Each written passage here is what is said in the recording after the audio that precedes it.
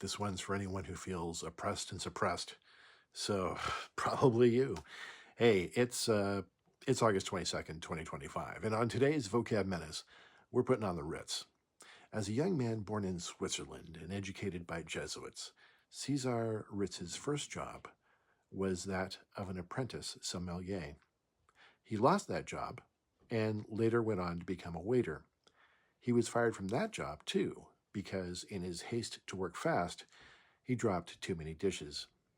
Undeterred, he got more jobs in the hospitality industry, gaining experience at expensive hotels and learning the business. Managing hotels, his code became see all without looking, hear all without listening, be attentive without being servile, anticipate without being presumptuous. If a diner complains about a dish or the wine, immediately remove it and replace it, no questions asked. There's more to Cesar's climb up the ladder, but skip forward. Cesar Ritz established the first Ritz Hotel in Paris in 1898. His hotel gained a reputation for unparalleled opulence paired with peerless service. Everything was 10 times posh. He went on to found a hotel chain, including the Ritz in Piccadilly, London, and the Ritz-Carlton in New York. Cesar's son, Charles, continued building luxury hotels around the world. But for me, there are three lasting legacies from Ritz's career that remain interesting. First, the word Ritz permeated our culture and came to symbolize luxury. The associations with the word Ritz have wavered a bit, sometimes meaning fashionable and chic, sometimes suggesting conspicuous consumption and pretension. Sometimes it's even meant pretending to be wealthy when you're not.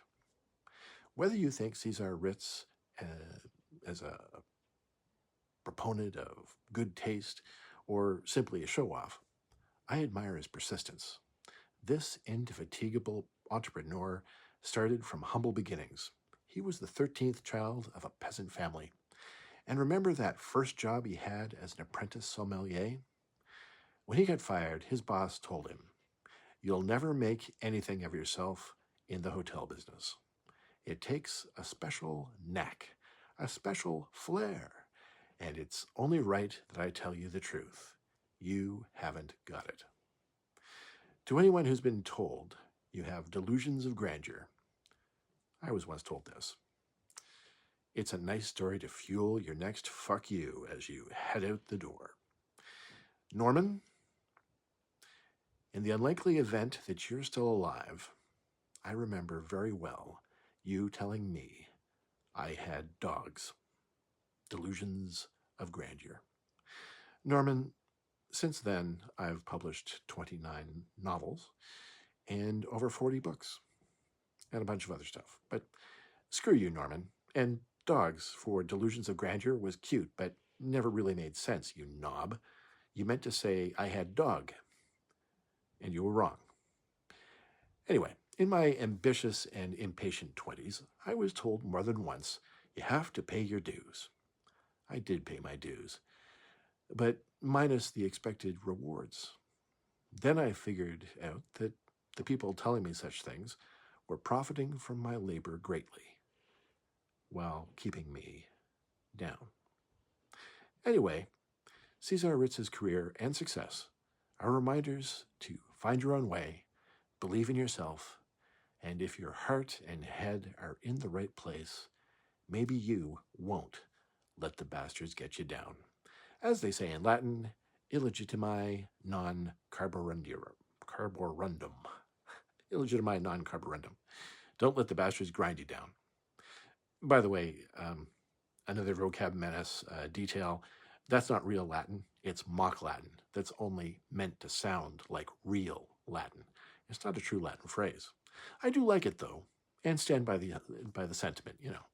Illegitimi non carborundum. It's easy when you say it 5 times fast, right? Anyway, I would be remiss, by the way, if I didn't include a quick addendum. Putting on the Ritz by Irving Berlin is the original song that popularized the expression putting on the Ritz. Irving Berlin wrote Puttin' on the Ritz in 1927, but it wasn't published until 1929. The song was then used in the 1930 film of the same name. However, I, as a child of the 80s, prefer the version by Taco from 1982. That's your vocab menace for moment for today. If you enjoy my content, please like, share, and subscribe. And even better, find links to all my apocalyptic epics and killer crime thrillers at allthatchaz.com. Spell Chaz with 2 Z's, 2 Z's, if you're nasty. Happy Friday, guys.